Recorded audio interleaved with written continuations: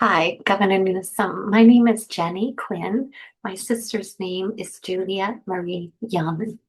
Juliet was a client, a consumer of the Department of Developmental Services, or DDS, California State DDS. She was in the Supportive Living Services Program, SLS program. This is how SLS program is described on their website. Supported Living Services assists adults with intellectual and developmental disabilities, that's supposed to say, to establish and maintain a safe, stable, and independent life in homes they own or rent. SLS helps individuals make meaningful choices towards their personal goals and relationships and in the community. SLS is offered for as long as needed and is flexible to the person's changing needs over time. Juliet, my sister, was psychologically and physically abused and neglected by the DDS and in this program. She got very ill. She became very, very physically disabled. She became blind, and she died on June 10th of 2025 after she had experienced just incredible and unnecessary suffering. My sister lived right here in Sacramento, in Midtown. She died here in the capital of California. She was tortured alive, and her death was funded by her tax dollars. She was only 56 years old. She didn't want to die. She wanted to live independently, safely. She wanted to integrate into community. It's very clear in her IPP. My sister Juliet was born with developmental disabilities and diagnosed with borderline intellectual functioning. Now, I've heard you talk about your own disability, and so I admire that because from my own training, professional experience, I know that many people with DD need scaffolding to do some things, but they accomplish incredible things and they excel at things. My sister had worked before she came into the DDS program as a paraeducator for disabled youth in K-12 schools. My sister had an incredible memory. She was very articulate. She had the best stories. She had a very unique and sharp sense of humor. She could make anybody laugh. And she was an incredibly loving and supportive sister and aunt. She had a dog that she adored named Rue, and she just cared so much for other people. She brought incredible goodness and joy and grace to me and to my children and their families. DDS and their behavior and their incompetence and their neglect killed my sister. At any and every opportunity they had to correct the neglect and abuse and protect her from negligence, they just chose to ignore it.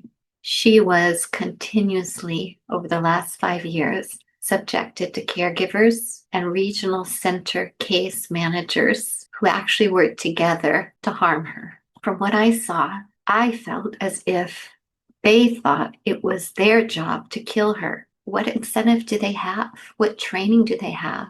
There was no oversight. There's no one in charge. Many of these caregivers probably can't work in any other or for any other organization. They're just terribly unqualified and they lie. When they fail to get the job done and they lie, they just lie. They say the client refuses the service when they fail to actually follow through on what the job is. They just have no business working with individuals with special needs. It's kind of like a teacher who is going to blame the students for their performance. We know as educators that our students' performance is a reflection on our work as teachers. My sister Juliet died here in Sacramento, malnourished, because they would not prepare meals for her. She had a terrible eating disorder by the end of her life because she did not have access to food regularly. She died of a heart attack, and the caregiver literally sat outside her bedroom door in her apartment complex watching TV, knowing that she needed medical attention. They just sat there, and 30 hours later, she went into a full cardiac arrest. Juliet couldn't see because she was so disabled by the neglect. She lost so much vision. She couldn't even make a phone call. She was completely dependent on them and their decent choices for her. My sister, as a client of DDS, got very, very sick and very depressed. They just watched it. They just watched her suffering and said things like, well, it's her choice. I think that caregivers truly just wanted the money, the $18 an hour or whatever that they made. It was enough for them to just watch her suffer and die.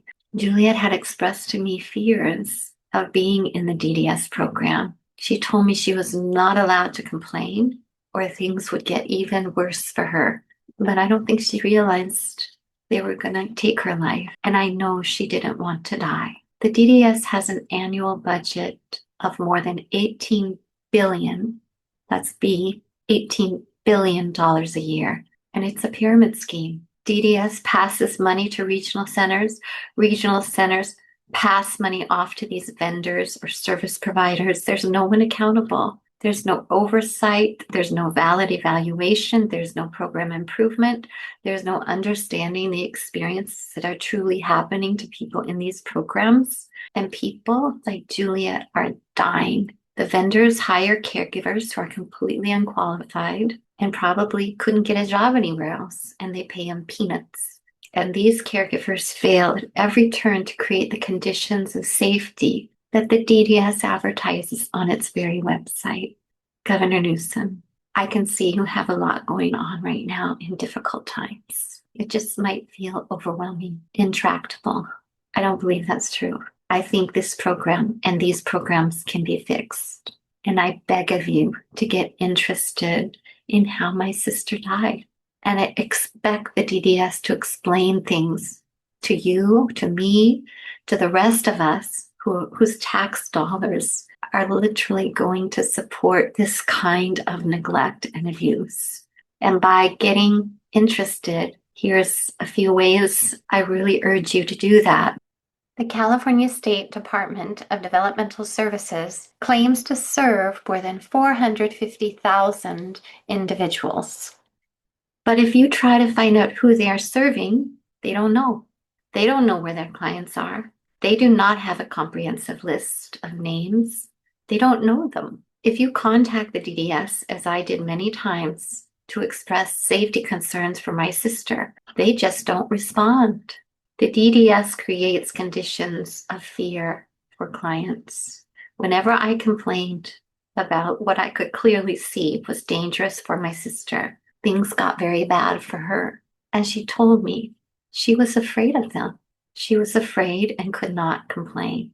Even after the June 2022 state auditor's report, that's very clear, and other damning reports, nothing has changed. It's as if people who need DDS services are the forgotten ones. From my personal experiences watching my sister tortured alive, I will urge every person I meet to avoid getting involved with anything DDS.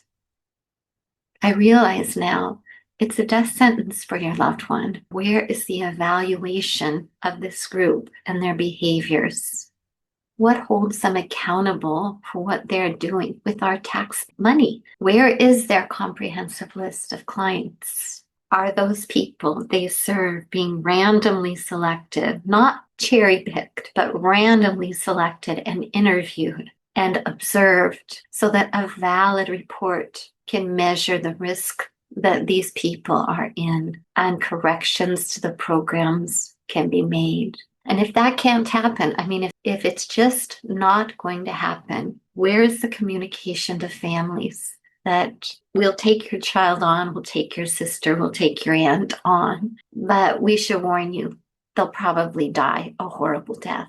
That to me is a consumer warning that the DDS must produce to the public. It's only fair. And when I say evaluation, I'm really talking about an outside evaluator with no conflict of interest who's not trying to cover up what the DDS is doing. I'm talking about someone who can do proper evaluation, tell the truth, and be believed. And finally, I just urge you to please, please have your attorneys do it yourself. Review the Lanterman Act. Consider what was it meant to do? What's the intent? And then think about how DDS has no accountability. There are terrible situations going on right here in the state capitol, and they're being funded by us. I ask you just to please get involved. Please care about my sister, knowing how she died, how it was preventable, and the people that were involved that made sure that she would die. This can't continue.